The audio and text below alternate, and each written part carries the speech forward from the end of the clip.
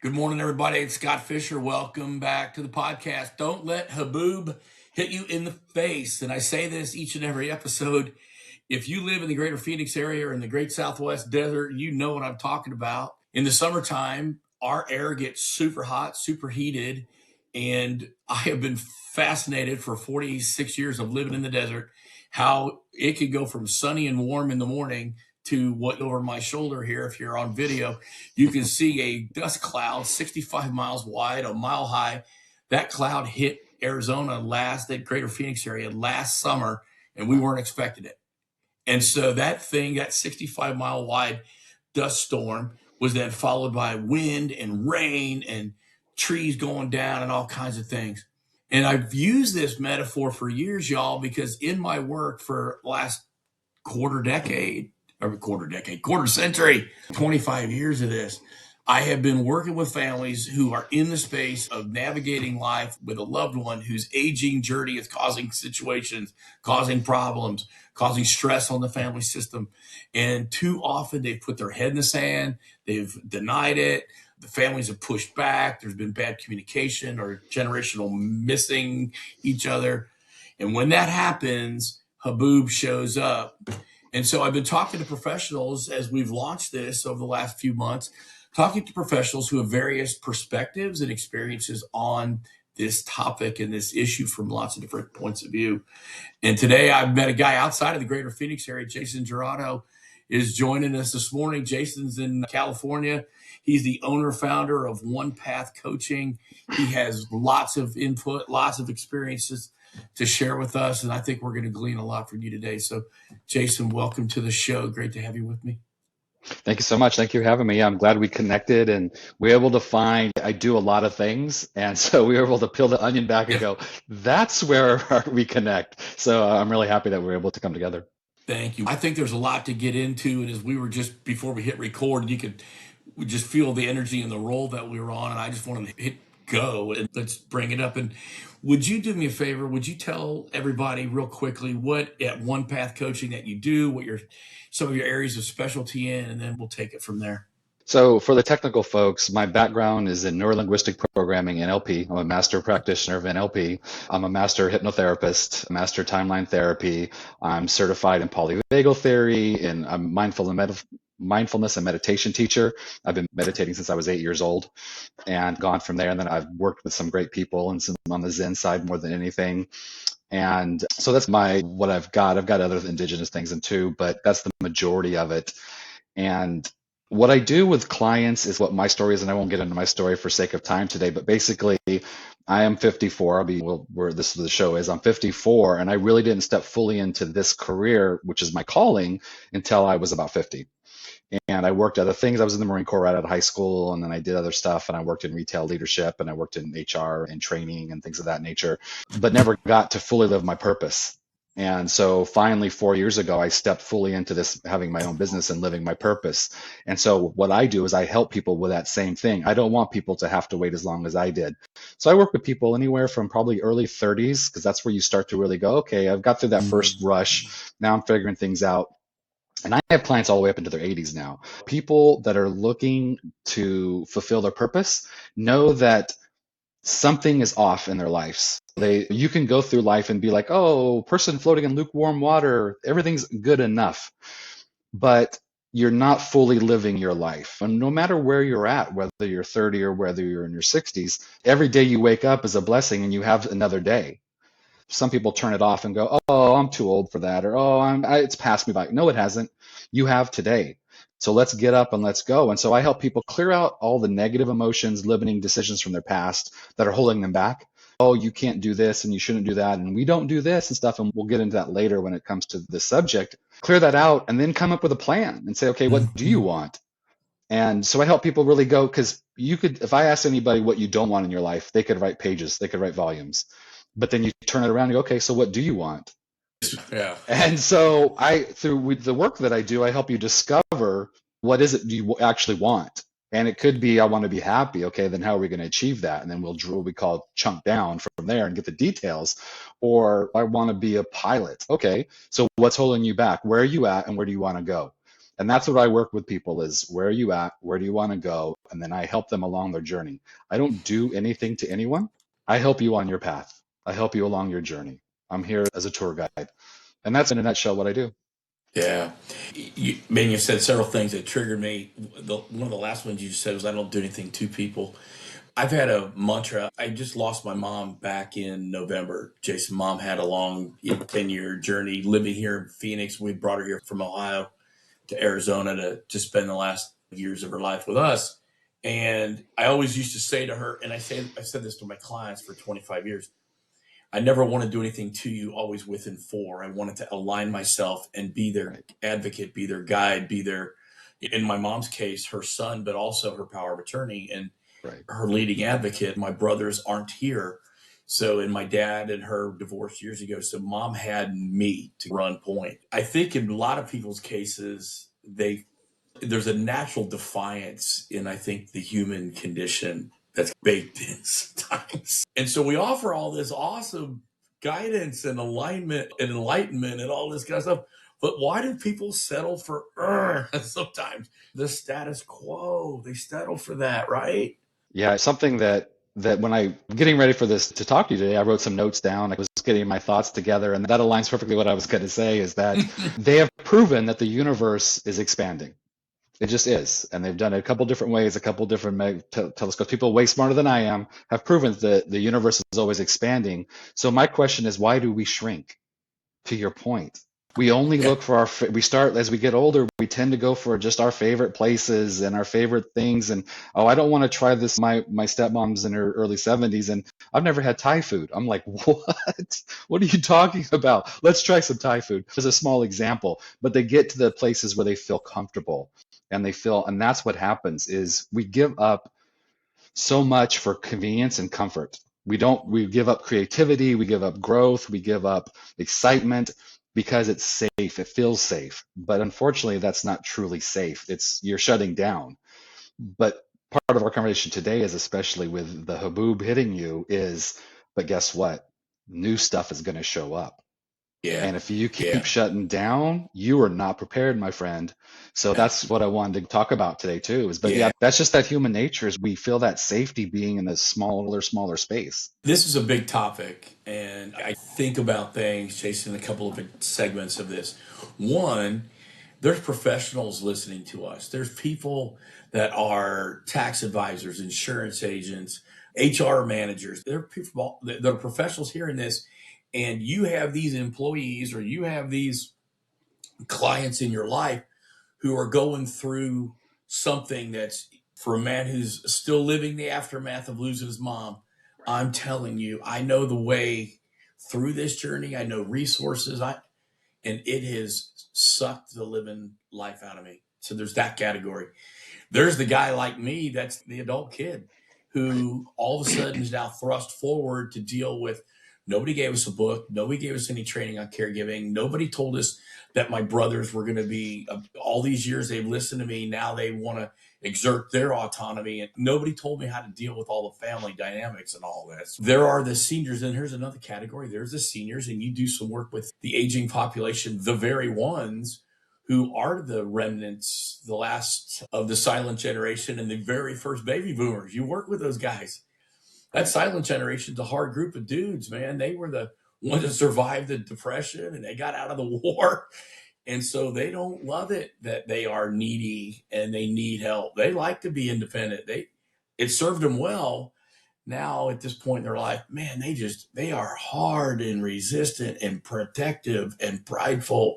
And that poses a problem. And I call it, there's a generational slugfest going on between my generation and theirs. That's a lot. It's a big issue, right? From a lot of different perspectives. Yeah, the thing that it comes down to is that, first of all, you have to have a flexible mindset. And that's the challenge. Because we get set in our ways. And once again, what we're just talking about, we get set in our ways. And we have these beliefs that are from the past and that someone told us, and then it becomes a rule. So I call it the unconscious mind. Some people call it the subconscious mind, but it's part of your mind that's not thinking about something right now. And it's we call it the unconscious mind, and it gets programmed. It just wants to help you. So it has all these rules and all these filters of how life is supposed to be. And we live that way unless we look at it and we change it. That's where a flexible mindset comes in, is you have to be open to something could be different. And with that older generation, with everybody, that's a human nature, because they think they're doing what's right. And that's what I see with clients, is they think they're doing it right. And I'm like, is it getting you to where you want to be? No, then it's not helping you. It's not right. But the older generation is really stuck, because I am one day a week, I'm a caregiver for my father, 87-year-old cowboy, grew up on a ranch, working on with cattle, Marine Corps, early 60s, early 60s, late 50s, early 60s, worked with thoroughbreds for most of his career, big, strong, tough guy, got things done, figured it out, made it happen. And now he needs help getting in and out of his bed, out of his chair, to the restroom. And that's challenging for him. He has to change his mindset. So I actually do work with him undercover. We don't call it sessions, but I try to help him expand his mind, open it. And dad's pretty open-minded. With that said, though, he gets frustrated because he can't do what he used to do. And that's part of this big picture too, which we can get into or not, because it's such a big subject. But grieving for the part of you that you lost is something that's very important that people have to realize. Yeah, grief's a big deal. Grieving from the senior, from like your dad's perspective, my mother, grieving keeps us locked in to where we are, and doesn't allow us to maybe progress or move forward, or to move into a place of acceptance. Hey, we're all getting older. You can't say, oh, hell no, I'm pushing back against getting older. I just had a 63rd birthday. There's no stopping the 64th unless it stops. Like, it's coming. Right. Yeah. So I have to help my loved ones move to that place of acceptance, where then real living can be. I think in the big book of Al-Anon, or Alcoholics Anonymous, there's a line in there in one of those chapters, like on page 314 or something, says, acceptance is the answer to all of my life's problems today. So Right. all is all. Yeah. Big deal. In the description of your business, you make a statement that says you help people heal, grow, and transition. This is what we're talking about, isn't it? Yeah, because I don't cure anybody. I don't treat, cure, diagnosis. But healing, and healing is different than curing. Healing is coming home. Healing is coming to that place inside of you that we all come from. Whatever your religion, whatever your beliefs, whatever you come from, we all come from a source. Whatever you call that source that's your personal communication. But that's coming home. When we cut off all this other, we define ourselves, we come into this world with I am. That's it. I am. Because you're that light, you're that spark, you come from a greater source, whatever that is. And then we fill in to the right of that. I call it to the right of that. I am Jason. I am a husband. I am a Marine. We fill all that up, and then that becomes our identity. What happens is we over-identify with some of that stuff, and healing is cutting that away and going back to who you truly are. One of the things about talking to your audience is that when you retire and you get older, and you come into the third act of your life, it's not just a logistics shift. Oh, things are going to be different that way. It's an identity shift. And that's very challenging, because it's not so much what you do, it's who you are. And then people might look at, well, if I'm not in my career, then who am I? What's my meaning? What's my contribution? Because so much of their life was around that. And so by healing and going, oh, this is who I truly am. This is what all that other stuff was, just add-ons to get me to this point. And then you heal, and then you can grow, because now you've pruned the tree, so to speak. And now that you've ever pruned a bush or a tree, the growth is just exponential afterwards, because you cut away everything that's not serving it anymore, that's sapping the energy from it. And to our very last breath, we can do that, and we can acknowledge it. And then once we do, we go, oh, I'm moving forward. Yeah, people resist that concept of pruning, because you got to cut into the healthy flesh sometimes to flower. All right, so that's the person aging. Now you're talking to me. I got grieving that I have to do. I'm losing my mom. I'm losing my functional mom. I've lost my dad.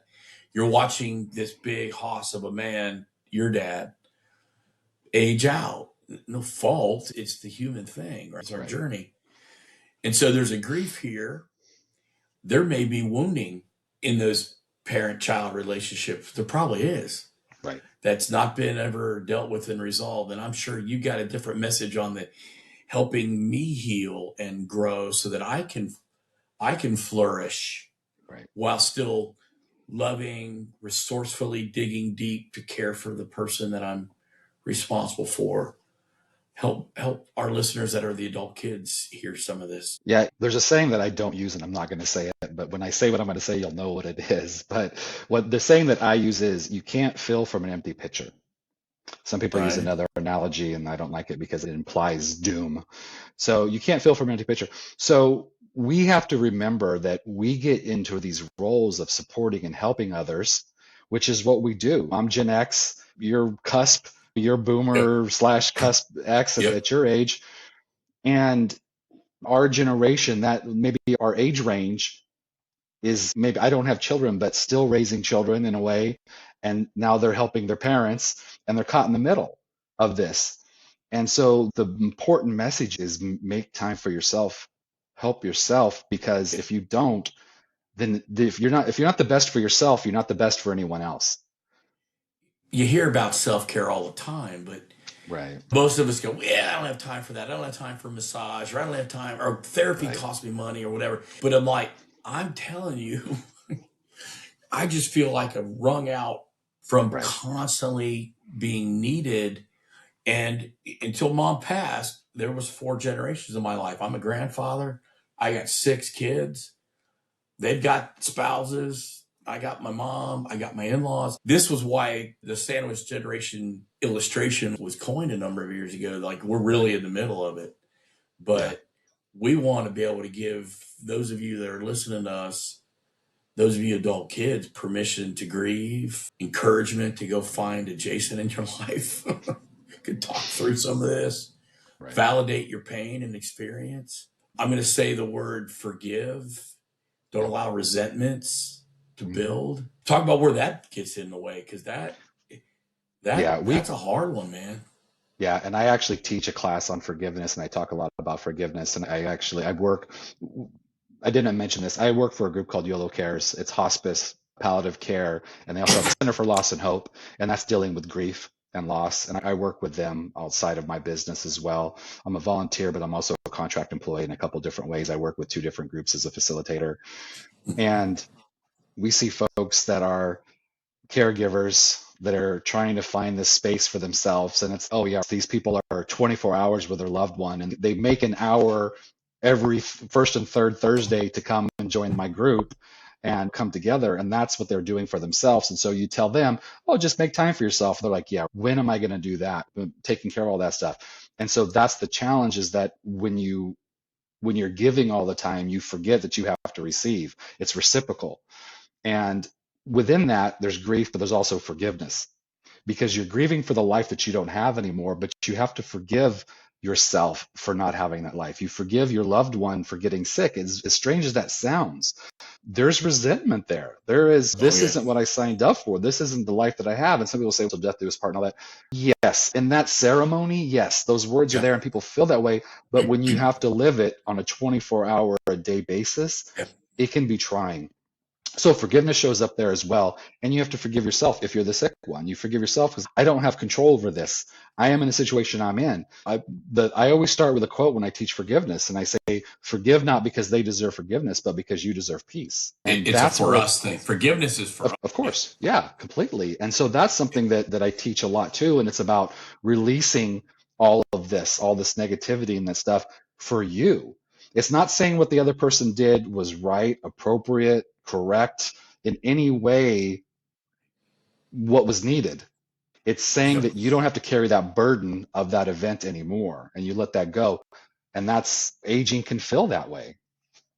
I heard a guy speak on this topic once that's always impacted me. And I spent a lot of years working in mental health prior to my years working in senior care.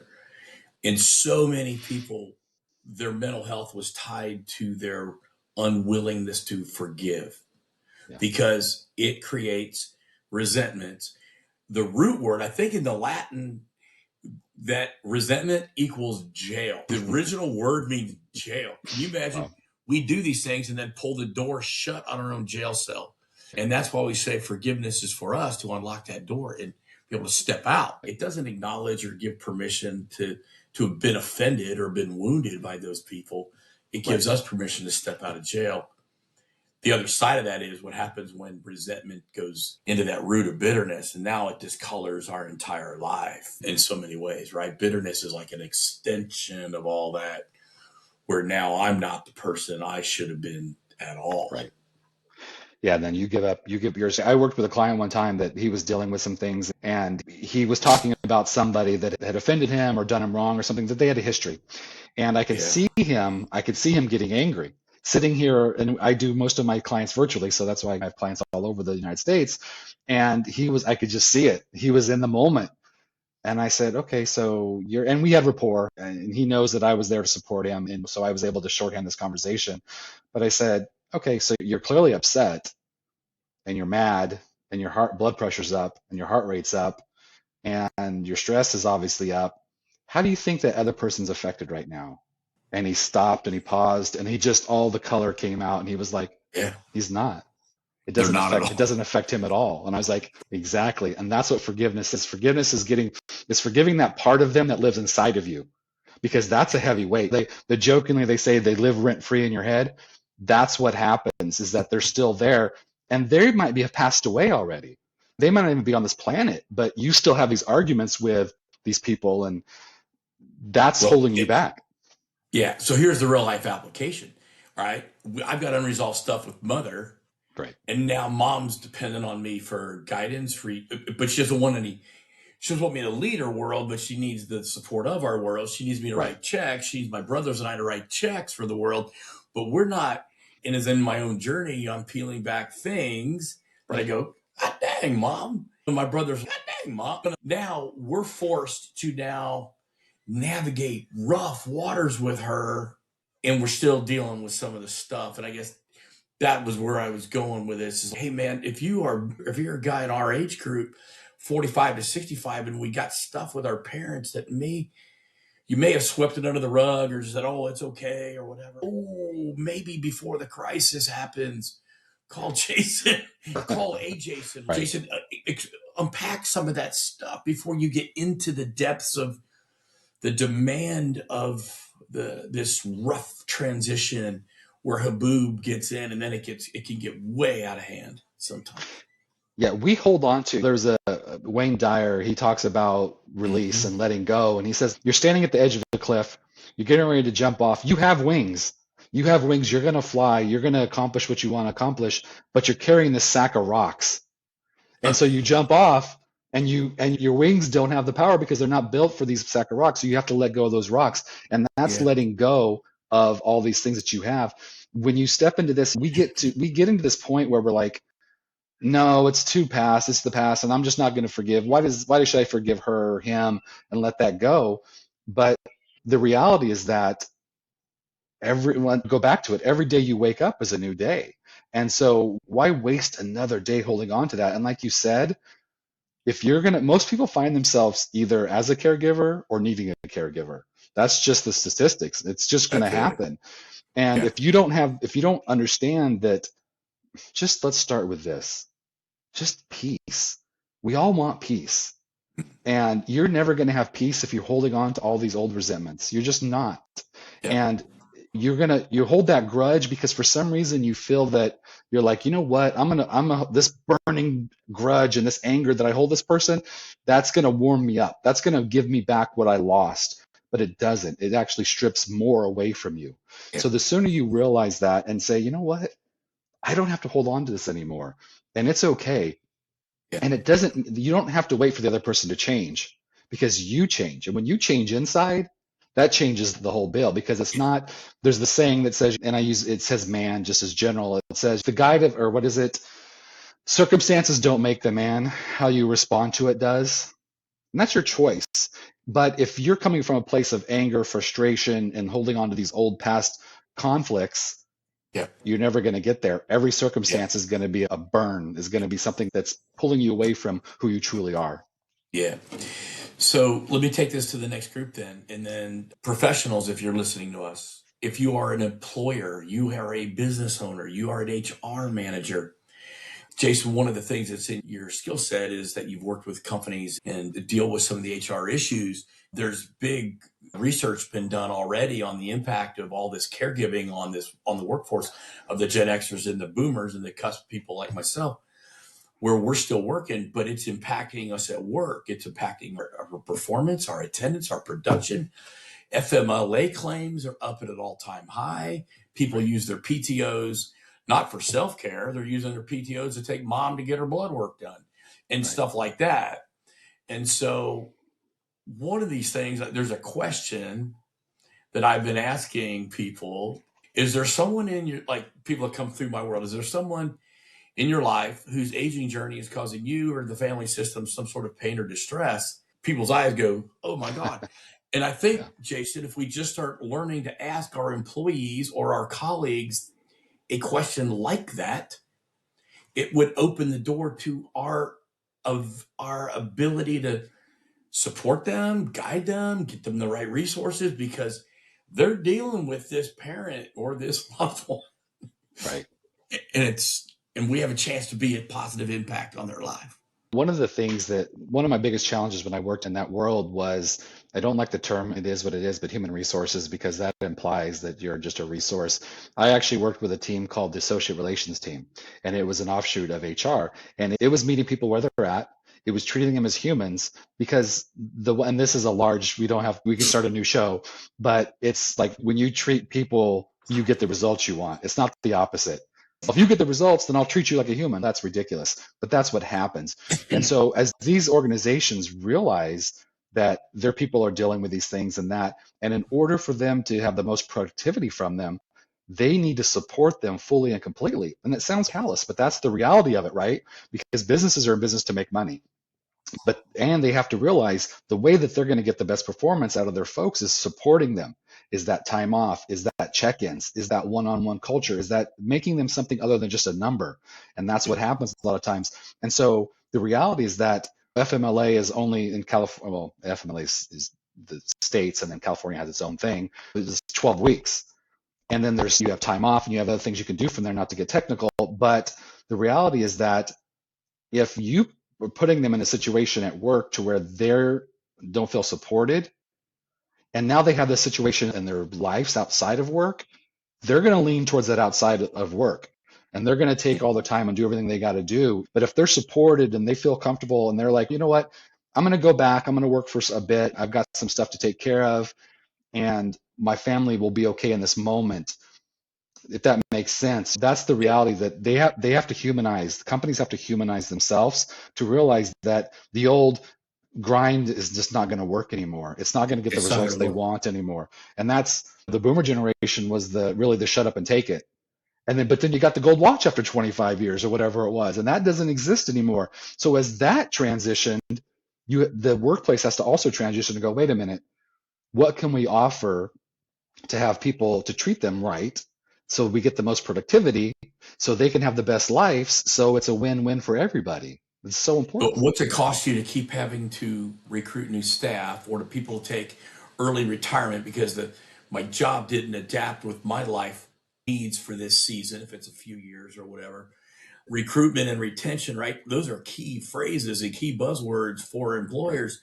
And some of your best in the workforce are crippled right now in this journey. And we want to illuminate it.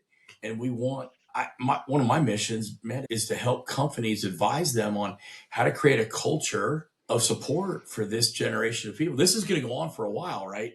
The first boomers are just turning 80. I'm 63. So there's almost a 20-year spread on that group of people. Yeah. It's a big deal. I'll tell you this. I saw my primary care doctor, as I do every late spring, early summer. And every year, Jason, they hand me a depression inventory. I can just tell you, here comes the paper. And you're supposed to scale on a 1 to 10, smile, put a little smiley face or something over. Yeah. Are you sleeping okay? Do you eat too much? Do you spend too much money? Whatever. I said, hey, doc, this is all good. But man, I wish you would ask me about the aging journey of my mother. Like, I wish you'd ask me, is there somebody in your life whose aging journey is causing you? And he's the primary care doc, right? The medical practitioner is wondering to know about my symptoms, never asked me about the real situation. And I think that we have to change that. We have to bring light to that. Yeah, not to go too far off on there, but someone that I know is processing some mental health stuff, and there was a work component to it, and the work was a very caustic environment. And her psychiatrist, her family doctor, they all were talking about what can we do for meds, what can we do for this, and I'm like, you have somebody who's walking through a room of flames and you keep throwing a glass of water on them. Let's get them out of that room. Let's take Yeah. them out of that room. So what is your room? What is your situation? And you may not be able to get out of that room because if it's care, and I don't mean to say caregiving is a room of flames. Please don't say that. I know I work with caregivers and I know that it's a blessed thing, but caregivers are the most courageous, just warriors dealing with the things that they deal with and doing that life. But you have to also look at those, what is the experiences you're going through, and how can I help that experience more than just give you a pill or tell you to do breathing exercises or tell you should exercise more. You're like, with what time? Let me show you my schedule. Yeah. So to your point, to be honest about what's your current situation and how can I help you with that? Yeah. Yeah. I think about one of the guests I had on the show a few months back, and Danny's written a book on finding meaning at life. And he's been looking at cultures within companies and organizations and how they communicate and work together. And I said something earlier about, I coined it just the generational slugfest. What does Danny teach in organizations on communication and where things break down? What perspective? That's why I wanted to talk to you after we first met a few months back. Was I believe it's going to take people outside of the normal ring of this senior care space that I'm all in, hospice, home health, placement, all these people. It's going to take experts like you to help us communicate and break through that generational slugfest so that we can better understand each other. We can listen, we can stay curious with each other, not feel like it's happened where now my mother felt like, even though I said 1,000 times, I never want to do anything to you, Mom. But if you're not making safe decisions, what am I to do? What am I to do? We're in this together, Mom. But I think help from you and help from guys like you would help guys that are in the hunt break down that those generational communication barriers and role barriers. There's roles, and we didn't Yeah, even talk about that. Parent, child, now the parent. yeah. That's bananas. Yeah, something that's very important, and as you were talking to me, think about it. This is a new paradigm. This is a new way of living.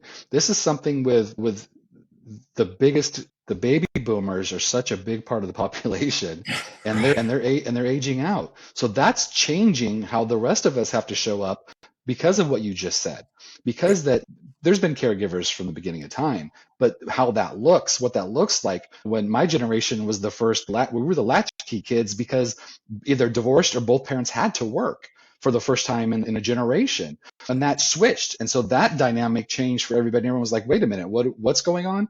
Kids are just, and that's what we're seeing now, the result of that group aging out or aging, Yeah. is that, okay, so what's going to happen? What's changing in our world? Now, most of you are all going to be caregivers for these parents. They're going to need a caregiver because not only are they now, this generation is older, but we're living longer as well. Hey, I've been listening to Jimmy Buffett for years. I thought when I hit 60, I was going to Margaritaville, man. I didn't know that I was going to be taking care of Mom like that. Exactly. Yeah. God bless it. Hey, I got one more thing I want to ask you about. Just kind of leave it, and then we'll bring this in for a landing. But Yeah. it's a question I ask a lot of my guests, and it's, pardon me, just get your response to this. I wish more people would, as it relates to this issue, of course. Yeah. Love themselves, be honest with themselves, and make time for themselves. Oh, man, that's awesome. Yeah, we definitely need to do that. Too many days, Jason, the noise in my head starts, the negative self-talk, the shaming of ourselves. We got to stop that. And I think a trusted professional like yourself, a spiritual counselor, a guide, a pastor, even a best friend and a spouse could help you speak truth to your real identity and how your real value is. And I love that. Thank you for that. That's a beautiful way to bring us in for Atlantic. Thanks. Anything else you want to share about before that I didn't touch on, or We covered a lot of ground, and I feel like I know what's going to happen here. And this is what's been happening with some of my other guests. I've gone back and re-listened to these episodes, and I'm like, oh my God, I got to go that direction. And, you know what I mean? We're in this, and we're not scripting this, y'all. We've got some ideas, but my guess is I'm going to listen to this and call you in a month and go, all right, here's where I want to go with the next conversation. Are you cool with that? I'd love to talk further. Yeah, definitely. I love this conversation. It's needed. And thank you for doing that. I wrote down a quote that I wanted to share. We were talking about the third act and what that means and how that shows up and what that, on all aspects, what that means. But for those that are moving into that, I wrote down. So the third act isn't about protecting the picture that you had. It's about becoming the person who can walk through whatever scene appears. And that's the key. And that's what all of us have to do is we're not perfect, whatever. Compassion is where it starts, compassion for others, and just learn to shift. Man, I had such a crisis of confidence when I was turning 60 a couple of years ago. And Stacy was like, knock it off. You've got so much. And so since then, right, I can just go back and list when I trusted that and got somebody else to speak to me besides my crazy nonsense that goes up in here, that in this podcast and some of the things that are going on in our business and are part of that. So thank you. All of us need to continue to hear that positive message and love ourselves more. And thank you that those of us that are entering Act 3, there's quite a script. Earlier last year, we launched a private Facebook group. We call it the Aging Parent Tribe. Aging Parent Tribe is a private group where caregivers come together in the greater Phoenix community. There are tribes in various cities. There's one down in San Diego County. There's also one in the Inland Empire and now serving Orange County. There's an Aging Parent Tribe who gave birth to the whole concept. She's in Denver. We have hundreds of family caregivers that are in that group here in the greater Phoenix area, Jason, that now can come in and share, get resources, dump, and all that kind of stuff. We just want a safe place where people can be themselves, get the resources and support they need without fear of being sold stuff all the time. There's always that fear. For those of you that are hearing this, maybe, or getting this the first time you listen to the show, I own a company called Options for Senior Living. Our 23rd anniversary is coming up this week. We're a guidance and consultation service that helps people navigate the long-term care solutions needed for a loved one who might be no longer safe at home or their care needs are more complex. I love it when they do it proactively and it's not a crisis. And I often say, please call me before the crisis. For sure. And I also have something, Jason, I've been saying for years about all this because it's really my generation. It's our generation. It's our turn now to love and care for those who love and care for us. And so thank you for being part of the conversation to help us love and care for those who need us desperately now. And so we have to be our best, our healthiest, our most refreshed so that we have the love and resources and capacity to care for those guys. Thank you for contributing and being a part of this today. I'm really grateful. You guys, thanks for joining us, Jason. We'll see you again. I'll listen to this and I'll call you and I'll go, okay, here's where we're going on the next one. Thank you very much. Have a great day, you guys. Take care. We'll see you on the next episode.